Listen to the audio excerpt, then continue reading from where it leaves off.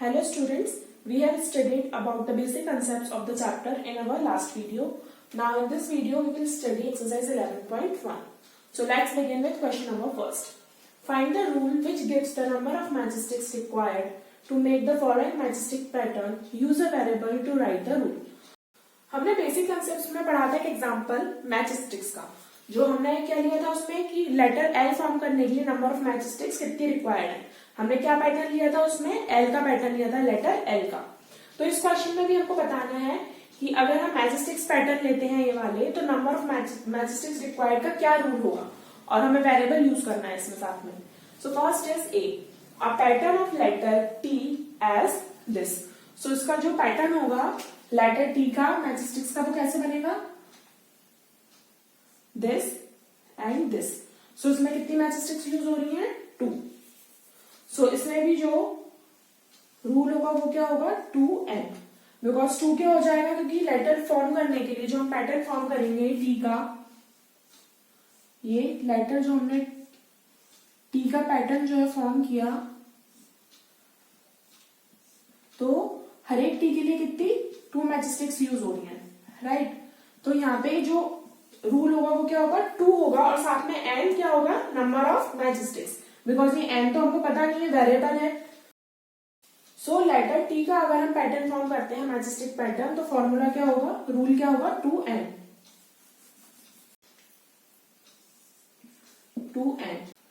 Now next is B, a pattern of letter z as this. अब letter z के लिए जो pattern form करेंगे उसमें कितनी मैच स्टिक्स यूज हो रही है, 1 2 3. कितनी मैच स्टिक्स यूज हुई, 3. अब एक और z बनाया, फिर से कितनी मैच स्टिक्स यूज हुई, 3. तो कितनी हो गई टोटल, 6. अब एक और z बनाया, सो कितनी हो गई यहाँ पे, 9.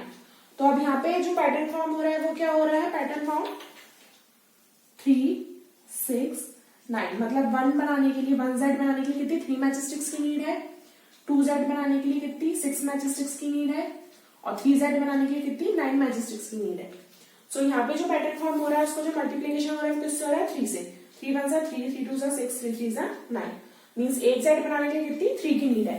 अब हमें नहीं पता नंबर ऑफ z कितने हैं जो पैटर्न फॉर्म करेंगे, तो हम वेरिएबल यूज करेंगे साथ में. सो यहाँ पे जो रूल होगा वो क्या होगा, 3n. 3 मीन्स एक z बनाने के लिए, एक z जो है फॉर्म करने के लिए मैच स्टिक्स से कितनी 3 मैच स्टिक्स की नीड है, और n क्या है, नंबर ऑफ z.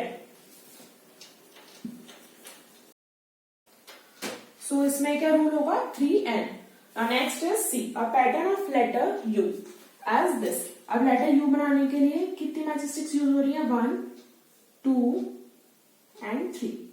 सो अब यहाँ पे जो अगर हम लेटर u का अगर पैटर्न फॉर्म करते हैं, सो एक लेटर बनाने में कितनी 3 मैच स्टिक्स यूज हो रही है, तो यहाँ पे भी क्या फॉर्मूला हो जाएगा, 3 and n. Means 3 match sticks use हो रही है एक बनाने के लिए, तो n बनाने के लिए कितनी यूज होंगी, 3 and 3 into n. n means number of u. Now next is V, a pattern of letter V as this. अब लेटर V बनाने के लिए कैसे, कितनी मैच स्टिक्स यूज हो रही है, 1 एंड 2. तो लेटर V बनाने के लिए 2 मैच स्टिक्स यूज हो रही है, तो फॉर्मूला क्या हो जाएगा, 2, और साथ में क्या हो जाएगा, मल्टीप्लाई में n, means number of V. सो यहाँ पे फॉर्मूला हो गया 2n. Now next is E, a pattern of letter E as this. So E बनाने के लिए आपको कितनी मैच स्टिक्स यूज हो रही है, 1 2 3 4 एंड 5. मीन्स एक E फॉर्म करने के लिए हमें कितनी 5 मैच स्टिक्स यूज हो रही है. तो अगर हम इसका पैटर्न फॉर्म करते हैं, सो रूल क्या होगा, 5 इंटू n. मीन्स n क्या हो गया, number of n. Sorry, n क्या हो गया, नंबर ऑफ E. सो यहाँ पे जो रूल हुआ वो क्या हुआ, 5n. तो next is F, a pattern of letter S as this. अगर हम S फॉर्म कर रहे हैं, सो 1 2 3 4 एंड 5. तो कितनी मैच स्टिक्स यूज हुई, 5. तो यहाँ पे अगर हम पैटर्न फॉर्म करेंगे पूरा, मीन्स 1 2 3 4 एंड 5. तो अगर हम एक एस बनाते हैं तो कितनी 5 मैच स्टिक्स यूज हो रही है, तो पूरा पैटर्न फॉर्म करेंगे तो उसका रूल क्या होगा, 5 इंटू एन। अब यहाँ पे वेरिएबल हम एन की जगह कुछ और भी ले सकते हैं। एन इसलिए लिया है बिकॉज ये क्या है, number of match sticks required. Now G, last part of this question, a pattern of letter A as this. अगर हम ए फॉर्म करते हैं, सो 1 2 3 4 5 6, तो एक ए फॉर्म करने के लिए कितनी 6 मैच स्टिक्स यूज हो रही है। सो यहाँ पे जो रूल होगा वो क्या होगा, 6n। सो यहाँ पे आंसर क्या हुआ, 6n। सो ऐसे कोई भी लेटर होगा, अगर हम उसका मैचस्टिक पैटर्न बनाते हैं तो उसमें जितनी भी मैचस्टिक्स यूज हुई हैं उसके अकॉर्डिंग जो है हम उसका रूल लिखेंगे विद वेरिएबल, जो भी हम यूज करें variable. So this was question number first. I hope it is clear to you. Now next is question number 2। We already know the rule for the pattern of letters L, C and F. अब हमें पता है कि जो pattern होता है letters का L, C and F का, जो मैचस्टिक्स से बनाते हैं, तो उसका रूल क्या है। Sum of the letters from question number first given above give us the same rule as that given by L. अब जो हमने क्वेश्चन नंबर फर्स्ट सॉल्व किया था उसमें भी कुछ लेटर्स ऐसे थे जिनका रूल जो है सेम है किसके लेटर की तरह, लेटर एल की तरह। विच आर दीज, तो हमें बताना है वो कौन से लेटर्स हैं क्वेश्चन नंबर फर्स्ट में से, and why does this happen, और ऐसा क्यों है। सो लेटर एल का हमको रूल पता है, लेटर एल, इसका हमको रूल पता है 2n। 2n क्यों है, बिकॉज इसमें हमको मैचस्टिक्स कितनी नीड है, एल लेटर बनाने के लिए हमको कितनी मैचस्टिक्स की नीड है, 2। और यहाँ पे n क्या है, नंबर ऑफ एल्स। और नंबर ऑफ एल्स तो कैसे कितने भी हो सकते हैं, मतलब जो हम एल पैटर्न फॉर्म कर रहे हैं उसमें नंबर ऑफ एल तो कितने भी हो सकते हैं, तो n क्या है, नंबर ऑफ n। और 2 से हमने मल्टीप्लाई क्यों किया है, बिकॉज एक एल बनाने के लिए, एक एल फॉर्म करने के लिए हमें कितने 2 मैचस्टिक्स की नीड है। सो रूल क्या है, एल लेटर फॉर्म करने के लिए 2n। अब क्वेश्चन नंबर फर्स्ट में हमने कौन कौन से लेटर्स पढ़े थे, एक तो हमने पढ़ा था लेटर टी, एक पढ़ा था Z, देन एक पढ़ा था हमने letter U, letter B and letter E, letter S and letter A। हमने ये सारे लेटर्स पढ़े थे क्वेश्चन नंबर फर्स्ट में, इनका पैटर्न देखा था। तो अब इनमें से ऐसे कौन से लेटर हैं जिनका रूल जो है लेटर एल के जैसा है। लेटर एल में जो रूल था वो क्या है, 2n। तो ऐसे कौन से लेटर्स हैं जिसमें जो रूल होगा वो 2n होगा। तो लेटर टी अगर हम देखें तो उसमें कितनी मैचस्टिक्स यूज हुई थी, 2, 1 एंड 2। उसका फॉर्मूला क्या हो गया, 2n, mean same as letter L. अब Z है, इसमें कितनी मैचस्टिक्स यूज हुई है, 3, तो ये नहीं होगा। ये क्या है, लेटर U, इसमें कितनी मैचस्टिक्स यूज हुई थी, 1, 2 एंड 3, तो ये भी नहीं होगा। Next is letter V। V में कितनी मैचस्टिक्स यूज हुई थी, 2, तो इसका भी रूल क्या था, 2n। Now next is letter E। अब इसमें जो है क्या फॉर्मूला यूज हुआ था, 5n, तो ये भी जो है नहीं होगा, 2n का रूल नहीं होगा इसमें भी। ना नेक्स्ट इज S। अब इसमें कितनी यूज हुई थी, इसमें भी 5n, तो इसमें भी जो है ये वाला रूल नहीं होगा, मीन्स 2n वाला जो रूल है वो नहीं होगा। नाउ A, इसमें भी जो है 2n वाला रूल नहीं होगा, बिकॉज इसमें कितने लेटर्स, इसमें कितने जो थी नंबर ऑफ मैचस्टिक्स यूज हुई थी, 6, तो ये भी नहीं होगा, means letter T and letter V। So solution में हमने लिखा T एंड V। अब ये तो आंसर हो गया, विच आर दीज, इसमें से कौन से लेटर्स थे हमें वो बताने थे क्वेश्चन नंबर फर्स्ट में से, तो हमने बता दिया T एंड V।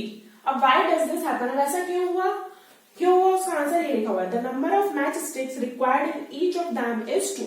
बिकॉज ये जो लेटर्स थे इनमें जो मैच स्टिक्स यूज हुई थी, number of match sticks required थी वो कितनी थी, 2।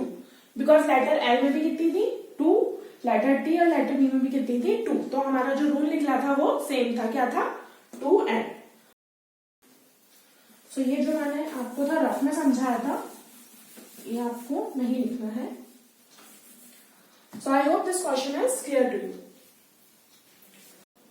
Next is question number 3. Cadets are marching in a parade. जो कैडेट्स हैं वो परेड में जो है मार्चिंग कर रहे हैं। कैडेट्स मतलब जो ट्रेनिंग होते हैं वो। There are 5 cadets in a row. जो एक रो है उसमें कितने 5 कैडेट्स हैं। सपोज ये एक रो बनी हुई है, इसमें जो है 1, 2, 3, 4 and 5 cadets है. What is the rule which gives the number of cadets given the number of rows? अब यहाँ पे हमको पता नहीं है कि रोज कितनी है, 2, 3, 4, यहाँ पे रोज कितनी भी हो सकती है. सो हर रो में जो है 5 कैडेट्स हैं. सो एक रो में कितने हो गए 5, तो 2 रोज में कितने हो जाएंगे 10. अगर 3 रोज है तो 3 में कितने हो जाएंगे 15.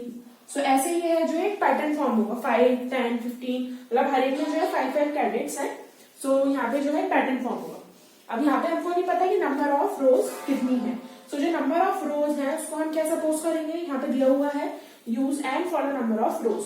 तो नंबर ऑफ रोज के लिए हमें क्या सपोज करना पड़ेगा, मतलब क्या राइट करना पड़ेगा, वेरिएबल एन. सो यहाँ पे नंबर ऑफ रोज हमने क्या सपोज कर ली एन. अब हमको नंबर ऑफ कैडेट्स बताने हैं कि टोटल रोज जितनी भी दी होंगी उसमें नंबर ऑफ कैडेट्स कितने होंगे. सो जब हमें एक रो बनानी थी तो उसमें नंबर ऑफ कैडेट्स कितने थे 5. जब 2 रोज बनानी थी तो नंबर ऑफ कैडेट्स कितने हो गए 10, बिकॉज हर रो में कितने हैं 5.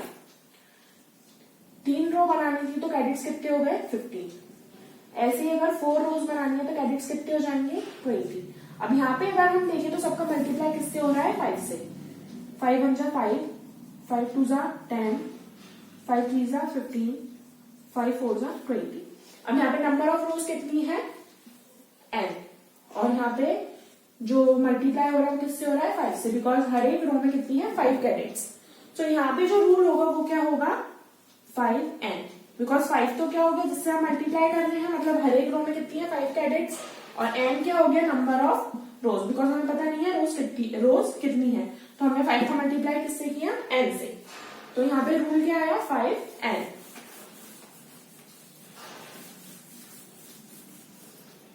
So light the number of rose. Number of रोज क्या लाइट करी हमने n. नंबर ऑफ कैडेट्स इन अ रो. जो नंबर ऑफ कैडेट्स है एक रो में वो कितने हैं 5. सो आंसर क्या हो जाएगा number of cadets in n rows. So n rows में कितने कैडेट्स होंगे 5n. हम 5 को मल्टीप्लाई कर देंगे नंबर ऑफ रोज से. 5 into n means 5n. So answer क्या हो गया number of cadets in n rows is equals to 5n. I hope this question is clear to you. Now question number 4. If there are 50 mangoes in a box, how will you write the total number of mangoes in terms of the number of boxes? Use B for the number of boxes. अब यहाँ पे हमको क्या given है, एक box है उसमें कितने 50 मैंगोज हैं, और हमको क्या बताना है इसमें, हमें नहीं पता कि बॉक्सेस कितने हैं, हमें नंबर ऑफ बॉक्सेस नहीं पता. तो हमें क्या बताना है कि total number of mangoes in terms of number of boxes. Means हमें ये बताना है कि कितने बॉक्सेस हैं और उसमें कितने मैंगोज हैं. और हमें बॉक्सेस के लिए क्या यूज करना है लेटर बी. सो हमें ये नहीं पता कि बॉक्सेस कितने हैं, सो हम उसको क्या वेरिएबल सपोज कर लेंगे. Means let the number of boxes B. So हमने इसको क्या सपोज कर लिया, एक वेरिएबल सपोज कर दिया letter B. Now number of mangoes in a box. अब एक बॉक्स में कितने मैंगोज हैं 50. सो हमें बताना है कि बी बॉक्सेस में टोटल नंबर ऑफ मैंगोज कितने होंगे. अब बी बॉक्सेस कितने भी हो सकते हैं हमको नहीं पता. 5 भी हो सकते हैं, 6 भी हो सकते हैं, 10 भी हो सकते हैं, 100 भी हो सकते हैं, any number of boxes. So यहाँ पे नंबर ऑफ मैंगोज क्या हो जाएगा in B box. B box. So अब हम कैसे बताएंगे कि बी बॉक्स में कितने नंबर ऑफ मैंगोज होंगे. अगर सपोज यहाँ पे बी की वैल्यू हमको 5 दी होती तो हम क्या करते 50 का मल्टीप्लाई कर देते 5 से, और हमें पता चल जाता है कितने मैंगोज हैं 250 5 बॉक्सेस में. बट यहाँ पे हमें नंबर ऑफ बॉक्सेस नहीं पता, तो हम सिंपली क्या करेंगे 50 का मल्टीप्लाई कर देंगे बी से, बिकॉज ये बी क्या है वेरिएबल है, बॉक्सेस कितने भी हो सकते हैं. सो आंसर क्या आ जाएगा 50 बी. सो यहाँ पे number of mangoes in B box is equals to B boxes is equals to 50b. So ये 50b क्या आ जाएगा answer. Now next is question number 5. The teacher distributes 5 pencils per student. एक teacher है वो एक स्टूडेंट को कितनी 5 पेंसिल डिस्ट्रीब्यूट करती है. Can you tell how many pencils are needed given the number of students? तो हमें बताने की कितनी पेंसिल्स जो है उसकी जरूरत होगी अगर नंबर ऑफ स्टूडेंट्स जो है उनको डिस्ट्रीब्यूट करना है। अब यहाँ पे हमको नहीं पता नंबर ऑफ स्टूडेंट्स कितने हैं, तो हम यहाँ करेंगे नंबर ऑफ स्टूडेंट्स जो है उनको लेट करेंगे। So use S for the number of students. So यहाँ पे जब हम स्टूडेंट्स को लेट करेंगे मतलब सपोज करेंगे तो हम क्या लेटर एस यूज करेंगे। So let the number of students S. Number of distributed pencils to each students 5। यहाँ पे जो नंबर ऑफ पेंसिल्स है वो कितना दिया हुआ है 5 और नंबर ऑफ स्टूडेंट्स क्या है एस जो हमने सपोज किया है। सो नंबर ऑफ पेंसिल्स क्या हो जाएगा, सपोज यहाँ पे एस की जगह कोई हमें डिजिट लिखी होती, कोई वैल्यू दी होती है हमें नंबर ऑफ स्टूडेंट्स की, तो हम मल्टीप्लाई कर देंगे। तो यहाँ पे हम क्या करेंगे मल्टीप्लाई करेंगे, बट अगर हमें कोई वैल्यू नहीं दी हुई तो हम किससे वेरिएबल से मल्टीप्लाई करेंगे। So number of pencils 5s। यहाँ पे 5s का मतलब क्या है 5 into S. I hope both the questions are clear to you. Now question number 6। A bird flies 1 kilometre in 1 minute. एक बर्ड है वो 1 मिनट में कितना फ्लाई करती है 1 kilometre. Can you express the distance covered by the bird in terms of its flying time in minutes. Use T for flying time in minutes. अब यहाँ पे हमको क्या बताना है कि उस बर्ड ने कितने टाइम में कितना डिस्टेंस कवर किया, मीन्स कितने मिनट्स में उसने कितना डिस्टेंस कवर किया। सो फ्लाइंग टाइम इन मिनट्स हमको पता नहीं है, सो हम इसको क्या सपोज करेंगे letter T. So flying time in minutes, so this is T. Now a bird flies in 1 minute. 1 minute में कितना फ्लाई करती है बर्ड 1 किलोमीटर। तो टी मिनट्स में कितना करेगी, मीन्स वो टी जो है वेरिएबल है और ये कितने भी मिनट्स हो सकता है ये आपको गिवन नहीं है। सो टी की वैल्यू कुछ भी हो सकती है, सपोज टी की वैल्यू हुई 5 मिनट। सो 5 मिनट में बर्ड जो है कितना फ्लाई करेगी 1 किलोमीटर से हम इसका मल्टीप्लाई कर देंगे। सो ये क्या आ जाएगा 5 किलोमीटर। सपोज यहाँ पे 5 मिनट्स की जगह हमें कुछ और दिया हुआ, मीन्स हमें यहाँ पे अगर टी की वैल्यू दी होती तो हम 1 किलोमीटर का उससे मल्टीप्लाई कर देते, बट यहाँ पे हमको जो है टी की वैल्यू नहीं पता, मतलब जो मिनट्स है उसकी वैल्यू नहीं पता, तो हम 1 किलोमीटर का किससे मल्टीप्लाई करेंगे टी से। तो the bird flies in T minutes. अब यहाँ पे हमने टी क्यों लिया है, हमने और कोई वेरिएबल क्यों नहीं लिया, बिकॉज यहाँ पे हमको क्वेश्चन में गिवन था कि आपको टी यूज करना है। अगर ऐसा कुछ भी नहीं दिया हुआ है तो आप कोई सा भी वेरिएबल ले सकते हैं from A to Z. So the bird flies in T minutes is equals to 1t। Means जो भी होगा टी की वैल्यू जो भी होगी उसका हम 1 से मल्टीप्लाई करेंगे। अब 1t तो हम लिखेंगे नहीं, सो हम लिखेंगे इसको ओनली टी किलोमीटर, क्योंकि अगर हम 1 से मल्टीप्लाई करेंगे तो आंसर तो हमारा अल्टीमेटली टी ही आएगा। मीन्स अगर 5 से मल्टीप्लाई करा 1 का तो आंसर क्या आया 5 किलोमीटर। सपोज 10 दिया हुआ है, 10 मिनट्स दिया हुआ है, तो 10 का मल्टीप्लाई करा 1 किलोमीटर से तो आंसर क्या आएगा 10 किलोमीटर। तो इसलिए हमने यहाँ पे क्या लिखा है टी किलोमीटर। सो आंसर क्या हो गया the bird flies in T minutes is equals to T kilometre. I hope this question is clear to you.